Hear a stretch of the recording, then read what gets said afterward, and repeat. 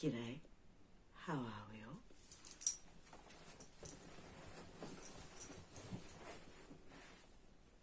What do you think of the boots? Fashion Nova, of course. So, gonna do a little vlog, as is my wont. And I guess it's topical. You definitely say it was topical. It's about Johnny Depp. Now, I don't know if you're into social media or YouTube coverage of current events, but currently everyone who's not paying attention to Ukraine or Yemen or inflation or hideous human rights violations across the entire world are watching the Johnny Depp and Amber Heard twin trials. They're suing each other for defamation of events which occurred in their brief marriage.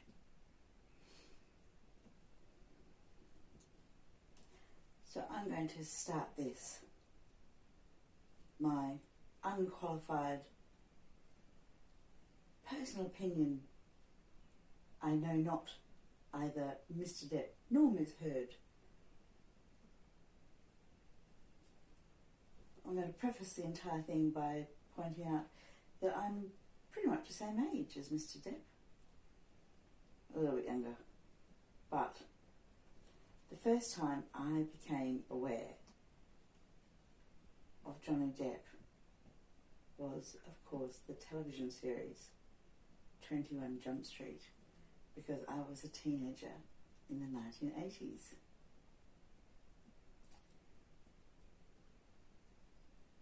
So he was the stereotypical teen idol with those big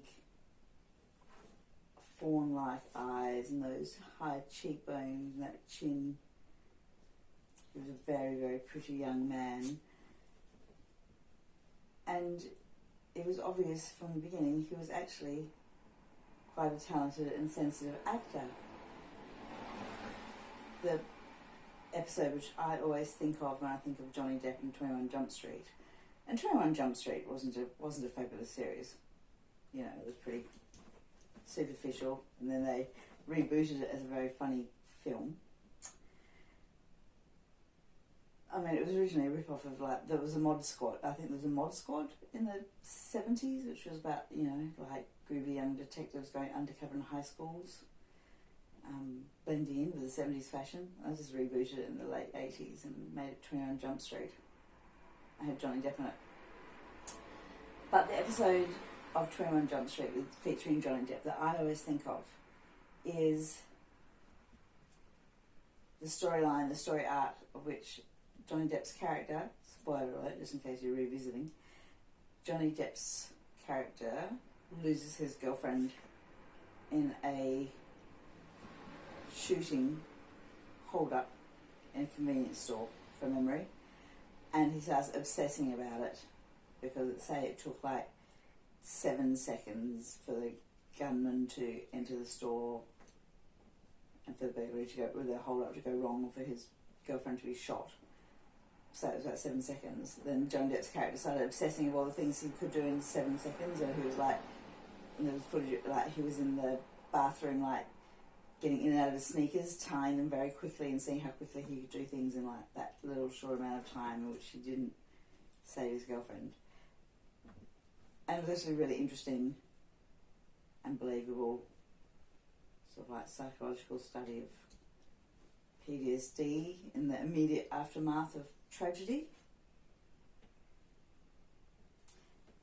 But in 1986, the film Platoon came out, and Johnny Depp was in that film.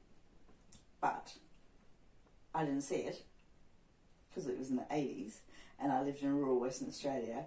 So unless you caught it at the cinema or the drive-in, you had to wait about 2 years for it to be either released on VHS or come around on the television.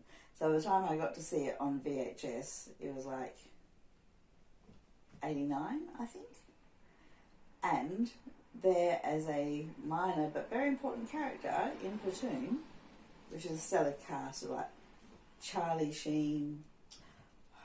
I was so in love with Charlie Sheen when I was 18. I used to write movie scripts just to put him in it so I could, like, you know, stagger around the streets being a hellraiser with Charlie Sheen, such as my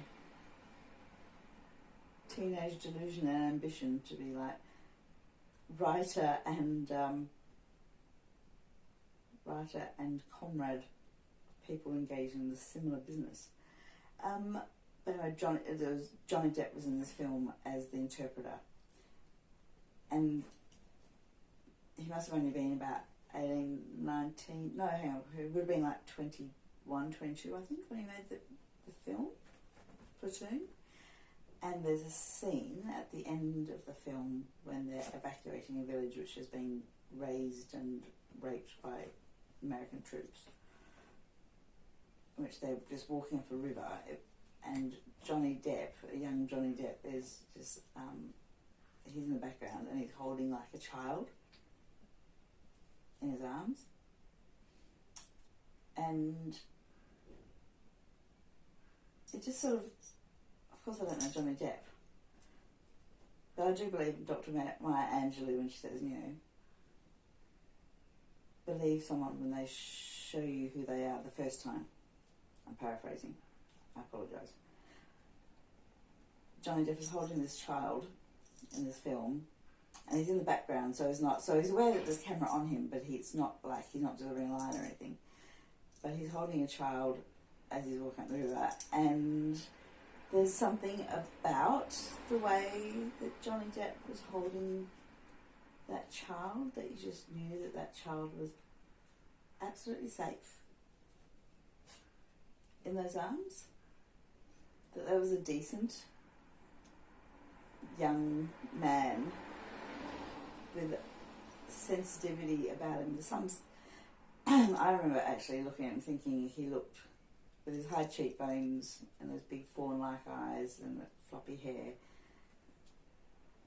he looks a little vulnerable, and I can only imagine how many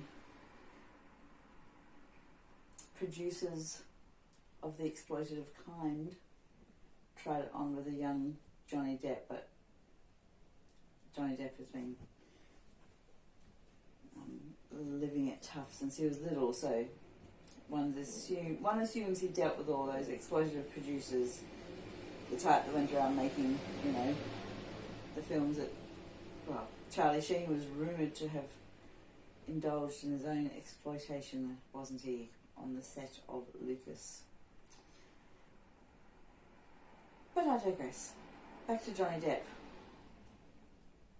I mean, he was just amazing, and he was gorgeous, and he was a teen idol, and then he left 21 Jump Street, and he was quoted as saying he would rather burrow a hole through the centre of the earth with his tongue than ever do television again. So he's always waxed lyrical and used extremely picturesque language to, you know, grand hyperbole, almost Trump-like, but with actual sort of like intelligence behind it, to describe any situation he might be in.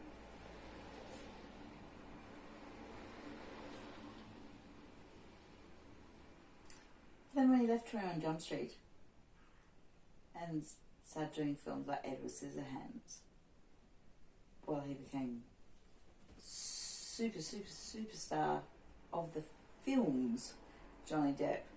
And then I remember in the early 90s, like, because I lived in rural WA and I was always broke and I'd married young and unwisely and had kids, watching videos on a Saturday night with friends was about the extreme of my social life.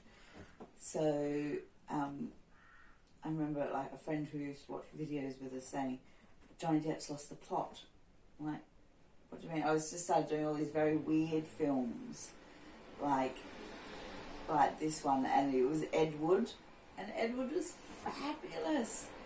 Such a good film, but of course no one in those days, like early 90s, everyone was like, Johnny Depp was allowing himself to play the character of an eccentric transvestite, and trans was not a trend back then.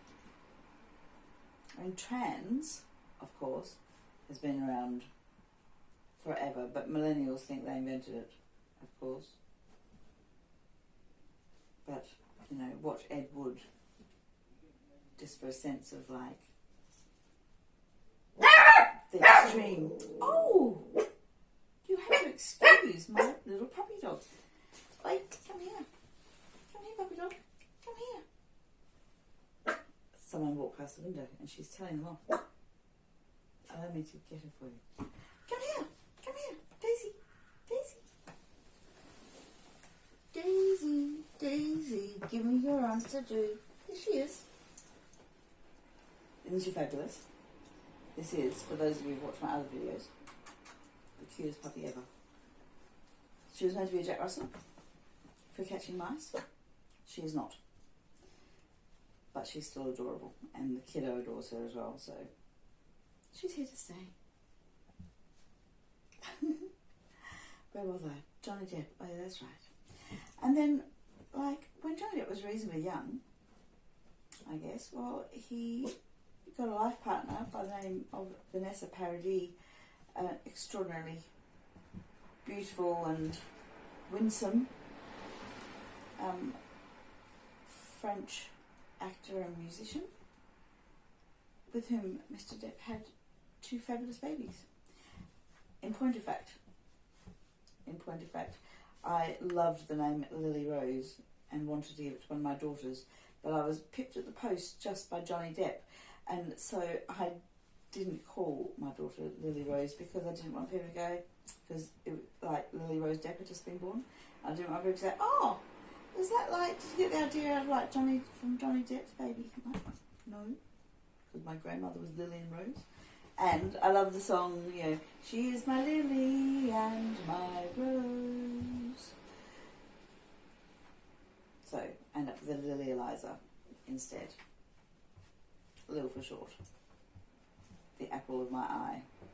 And 10,000 miles away. Not a lot I can do about that. Anyway, back to Mr. Depp. Mr. Depp went on to make many films, some of which did well and some of which did not, but everyone adores Johnny Depp.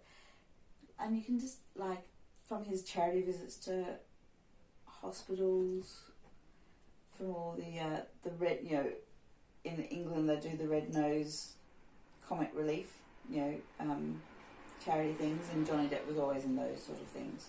And he was always making cameos in English things. I think he's a bit of an Anglophile, sadly. Probably people who are brought up in Canada do tend to worship the old Queen a bit more than Australians. They kowtow to the English thing. I'm not sure why it is. And it feels like Michael Moore now painting pictures of the Queen, turning up and doing like very strange English accents and characters for his chat show interviews. And I think, well, you've lost everyone in the Republic of Ireland, mate. Like, English officers are exactly not what the Irish want to be speaking to them at any given point in time, culturally speaking. But anyway, back to Mr. Depp. So Mr. Depp, onward and upward. I haven't seen every film that Johnny Depp made. I still think he's fucking fabulous. I wanted to watch the Rum Diary very much when it first came out. And I was working at the time, so I missed it at the cinema. So we pirated it. I don't think Johnny Depp would give a shit, really. They've already made their money. Everyone in the film has already earned their money, and producers have already got their money back by the time it gets out of cinema. So the whole sending people to jail for like downloading a film when they live in the middle of fucking Western Australia and there's no chance I can see it any other way is a bit silly. Anyway, I think we illegally downloaded the Rum Diary. Excuse me. And I particularly want to watch it because I love Hunter S. Thompson, because I'm a journalist and a bit of a gonzo journalist. I tend to land myself in completely ludicrous situations that most people say, Denise, how and why did you get yourself into that? And the answer was generally always, well, think of the story afterwards, make a book. Problem is I haven't written any fucking books yet, have I? Because life gets getting in the way because of the ridiculous consequences of my ridiculous situations. Tragic consequences, usually. But still, you can't have everything, can you?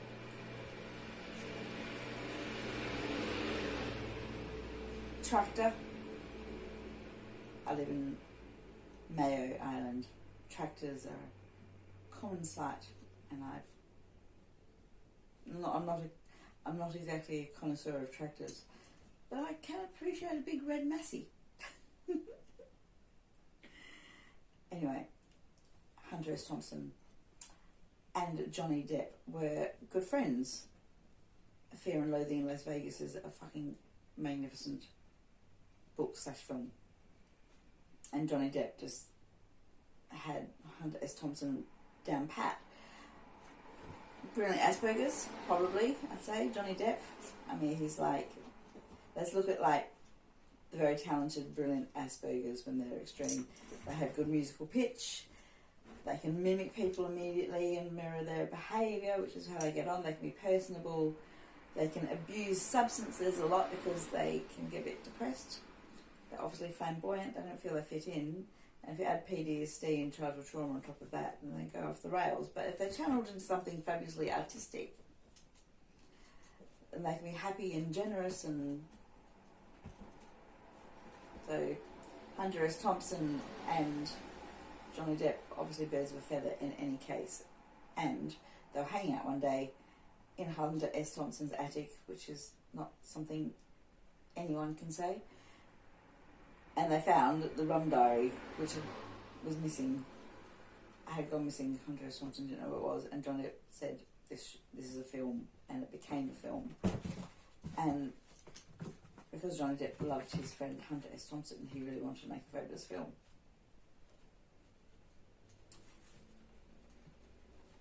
Because I was so looking forward to watching this film, The Rum Diary,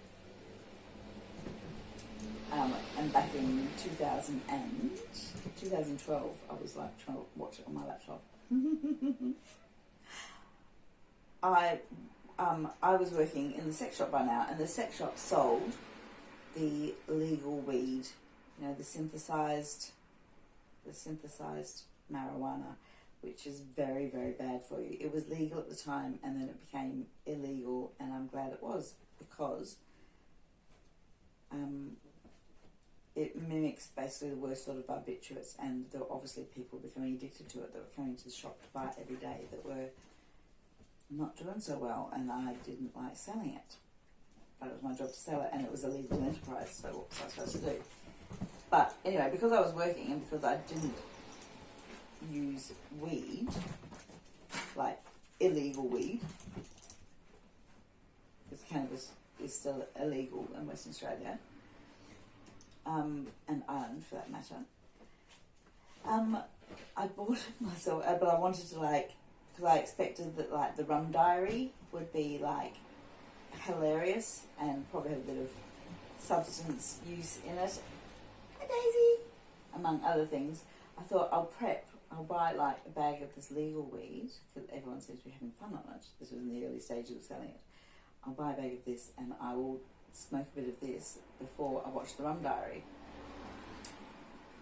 And so the Fenian and I were sitting in bed with a laptop to watch the Rum Diary, and I smoked a little bit of this legal weed. And as the Rum Diary started, and then I spent the entire night like this. I could hear what was going on. I couldn't open my eyes. They could have operated on me. Like it was. I never used it again because it was just like it was completely pointless. I was completely like someone had roied me. I could hear what was going on in the room. I could hear some of the dialogue, but I just kept drifting off, and I was like, I really want to watch a film. And I never got back to it somehow. Partly because I didn't really fancy Amber Heard as an actor. I think she's just very young and had no much training and sensitivity, so she's just always going to me. I'm afraid Amber Heard as an actor is always, for me, going to be like the pretty girl at the beginning of the zombie movie. And if she hadn't married Johnny Depp, she'd probably always just be the pretty girl at the beginning of the zombie film. That's just how it is, right? So anyway, and then a couple of years later, you hear these dreadful allegations start appearing amidst the Me Too social media storm of like serious abusers like Harvey Weinstein, Jeffrey Epstein, Donald Trump, like real, people, R. Kelly, people who've like used coercive control and violence to keep women prisoners and down. And you start hearing these accusations by Amber Heard against Johnny Depp to the same degree, and my initial thought was like, no, not in a million years. And then I thought, why would I not believe her? Why would I not believe Amber Heard? What, just because I really like, I'm a Johnny Depp fan? I mean, I'm not even a mad Johnny Depp fan. I'm not going to like line up in the street and ask for an autograph or anything. I don't know, feel worshipping him from afar is possibly simpatico, I guess. And what I remember most about when the accusations of abuse against Johnny Depp came out by Amber Heard, I remember Terry Gilliam tweeted something along the lines of, my friend Johnny Depp's ex-wife is a much better actress than we'd given her credit for, or something like that. And I thought initially, well, Terry Gilliam is nailing his colours to the mast there by Johnny Depp. And Terry Gilliam, I have no doubt, is like a progressive, sympathetic, empathetic, hilarious sort of man that isn't a misogynist and would be the first to speak up if he thought that a man was an abuser.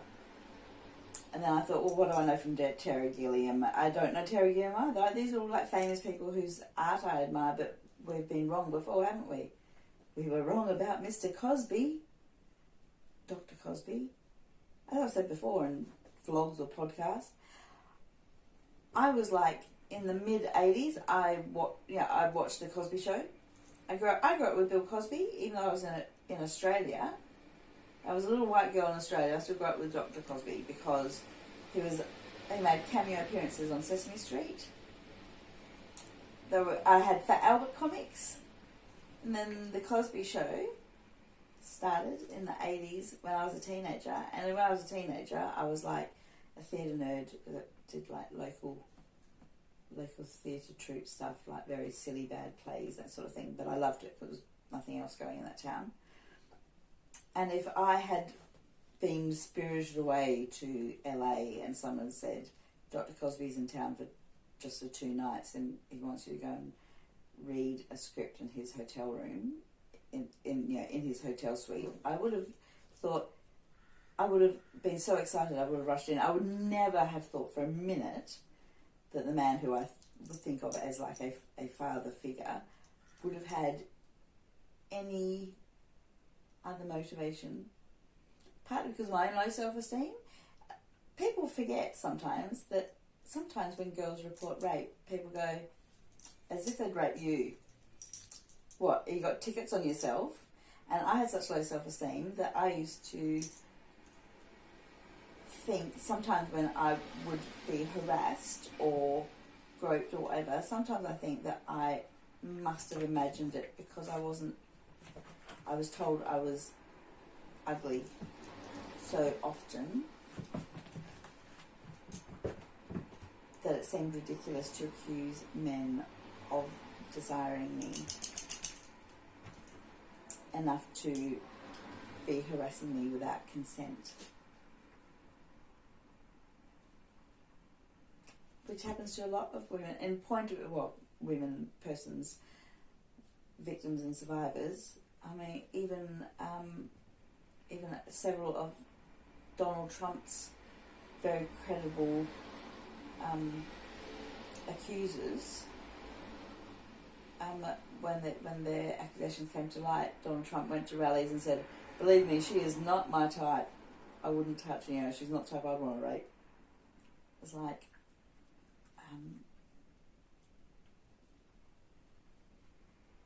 that's not what rape's about. It's not what harassment is about. It's just about power and control and get away with it. And Johnny Depp,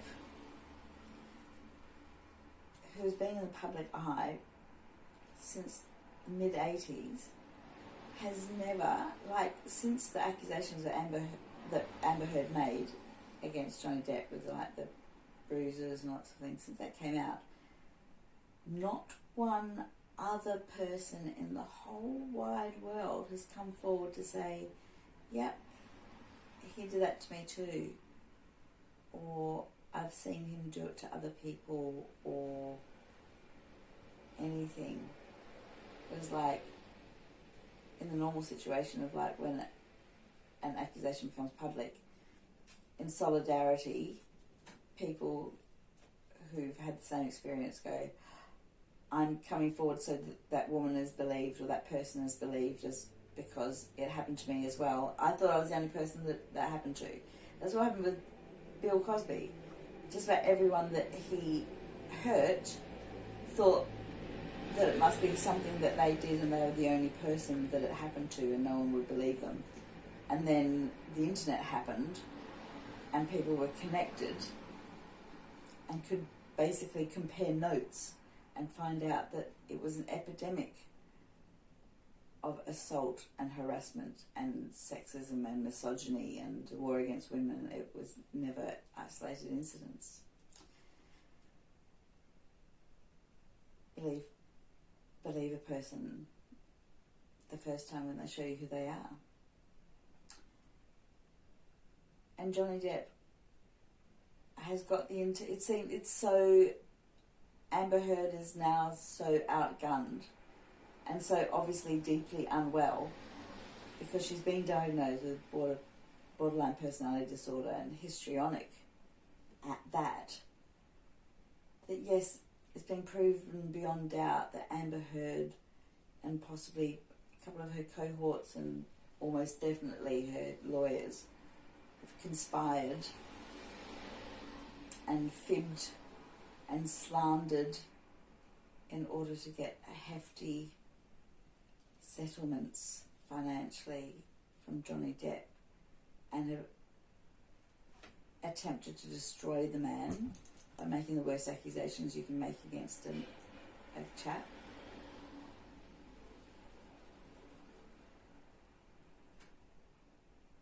I now almost feel sorry for her, really, because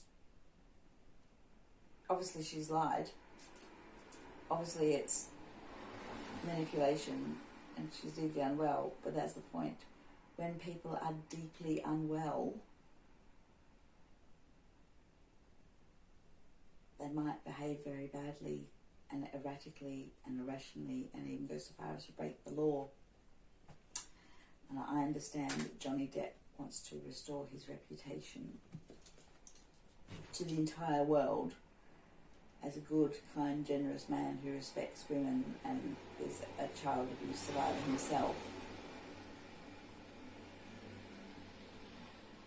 But you almost have to wonder at this point if Johnny Depp and his team aren't going beyond restoring his reputation to utterly destroy Amber Heard. I mean, look at the comments in the YouTube section of some things now of the live coverage, and there's almost like there's vigilante posses of people out there that would shoot Amber Heard on sight if they got the chance. I mean, yes, shitting on someone's pillow is insane, but that's the thing. I think she's really got severe mental illness, and that relationship was obviously so toxic even before they got to the wedding day. And no one seems to have ever said, no fool like an old fool, is there? Johnny Depp was famous before Amber Heard was born. He was using a load of drugs and booze before Amber Heard was even born. She's obviously a fragile, vulnerable, spoilt little Texas princess,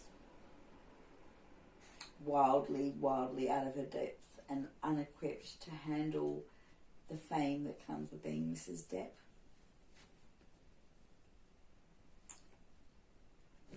And it's heartbreaking, you know. It's heartbreaking that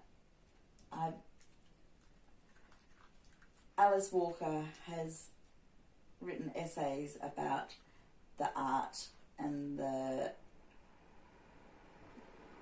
valuable bodies of work contributed to humanity that have just been lost because they've never been made by women that they're too exhausted from working all day and then having to think about what they're going to make kids for dinner that night to pick up the paintbrush, or they're just so discouraged by life that they didn't do the writing. Or for myself, I always wanted to be a writer in Ireland, and now I am a writer in Ireland, but I'm not producing very much because I am dying of homesickness and PTSD overtakes me, and although I'm, by global standards, I'm more wealthy than 99.99% of the world can even dream of, because look at what people suffer in other countries, I'm still a bit cash poor. So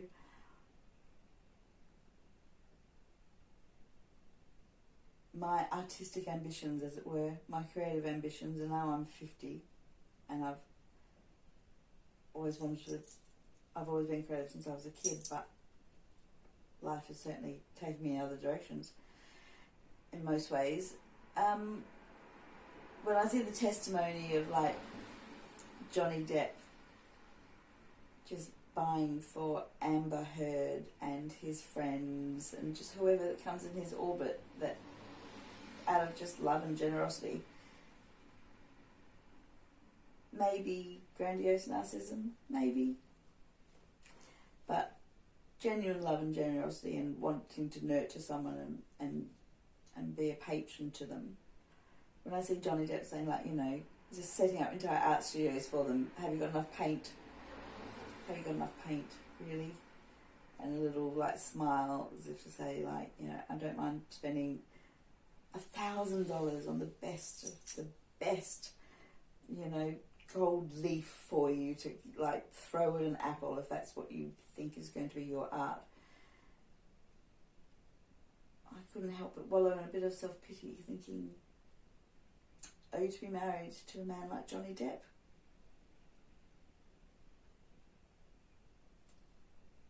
Oh, to be married to a man like Johnny Depp. And have, you know, the resources in which your art can be nurtured, nothing to do and all day to do it in, as a proverb goes, instead of having to, you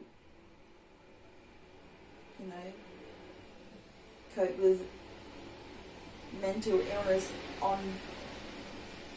on top and aggravated by financial insecurity and personal relationships that just become awful or whatever. You know, it's all about, you know, artists supporting and loving relationships and being a team, really. And I haven't felt like I've been in a team very often in my life, I don't suppose. I guess I've certainly done my share, so I thought. I'm still doing it. Of like driving like other persons that I made, mostly, that I made and adore and will never regret doing so. I've done my share of driving people to ballet lessons and drama lessons and all that sort of things. And loved it because I thought I was helping nurture and creativity, but you know, there comes a time when you have to, for instance, I loved ballroom dancing and was doing medals, you know, the exams, passing them slowly, but I couldn't afford both them and ballet lessons and writing lessons for my kids, so I kept the kids' lessons. And that's what you do for your kids, right? And then here I am in my 50s without an art studio. The last time I seriously pursued art when I was at uni and I was doing a drawing class, everyone in my house complained about the smell of the art supplies, and I had to put it away because there wasn't room in their lives for anything that I did. It was an inconvenience. So to be married to a man like Johnny Depp. But the thing is,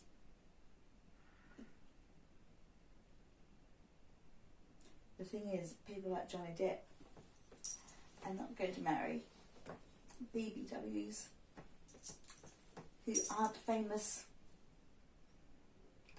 from Western Australia, are they? Because they have their own egos.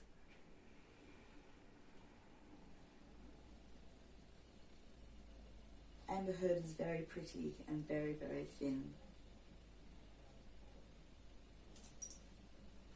So are lots of other people.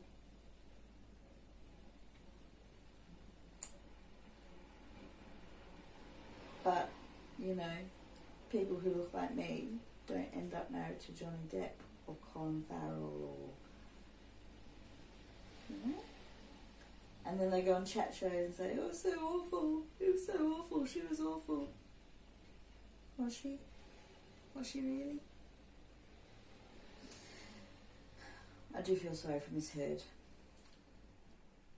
I'm honestly concerned that if she doesn't hurt herself, someone else will hurt herself for her out of all the vitriol that's been whipped up. And there are people out there say she deserves it. And certainly Johnny Depp does not deserve to be called a wife beater by the Sun. And once it's out there, mud sticks, as you say. So it's just tragic on all levels, really. That the nature of fame is, it's like if this happened between two people that weren't famous, like no one would know about it. Like it wouldn't have even got to court. I mean, Amber Heard didn't even write the op-ed. Someone else drafted it for her. She's not a writer. She's not a journalist. It was like a far left group with their own agenda jumped on a Me Too bandwagon for extra media exposure to get themselves more funding. And that's all playing into it as well. Of course, there should be advocates for better human rights, regardless of gender and that sort of thing, but when it's just all the elites jockeying for column space in broadsheets, it really has the potential to destroy people's lives. I think it's all propaganda. I often speak about propaganda. There's a reason, like, the Hearst newspaper group was broken up because of media monopoly. And now Murdoch has got it, so the entire nation in the US is divided. You're either red, blue, for Johnny Depp, for Amber Heard, for Trump, for Biden. No one can reach a consensus on anything. Except that to agree maybe that everything is a hot mess. And that once things are out on the internet, you can't take them back. You can delete them, but everyone will remember it forever and a day. Newspapers used to be, yesterday's newspapers used to be, today's newspapers are tomorrow's fish and chip wrappers. You can recover from newspaper scandals because they weren't around forever and ever, except on microfiche newspapers. Once you put things out there on the internet, they are there and they are remain in the psyche. I even watched like a law and crime network on YouTube, and the anchor just sit there and said, "Oh well, I have to admit, going into this trial, I thought that Johnny Depp was a wife beater with too much money who drank too much." I'm like, whoa! And you're on you're meant to be like an anchorman for a legal analyst show on YouTube, and that's what you thought going in, and you just shared it with it. But now it's swung all the way around, and basically that now they've got like crappy body language experts in that every time Amber Heard raises an eyebrow, everyone shrieks at her, "Burn the witch! Burn the witch!" Amber Heard is obviously an extremely unlikable person with a great deal of problems who shouldn't have lied. I'm not entirely sure she deserves to be have vivisection. She's basically under vivisection at the moment, live on camera, while we all cheer Johnny Depp. And I do cheer Johnny Depp. He's probably a lovely man. He looks like a lovely man. I think he is a lovely man. A lovely man with a lot of problems, as we all are.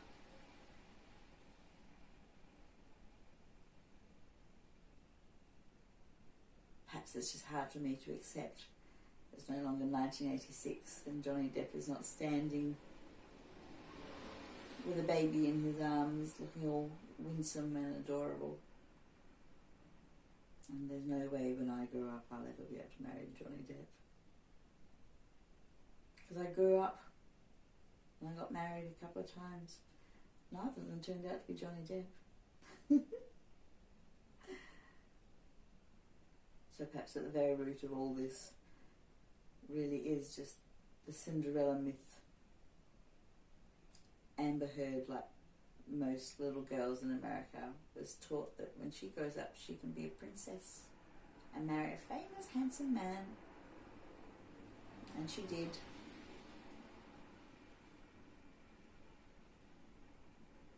But it never works out the way you think it will. Happy ever after only exists in the fairy tales and Pirates of the Caribbean movies, I suppose. Anyway, that's my spiel for today on Johnny Depp. Thanks everyone for listening. Thanks everyone for subscribing to my channel. Slowly creeping up there. Please share and subscribe, and I'll see you when you've got nothing on.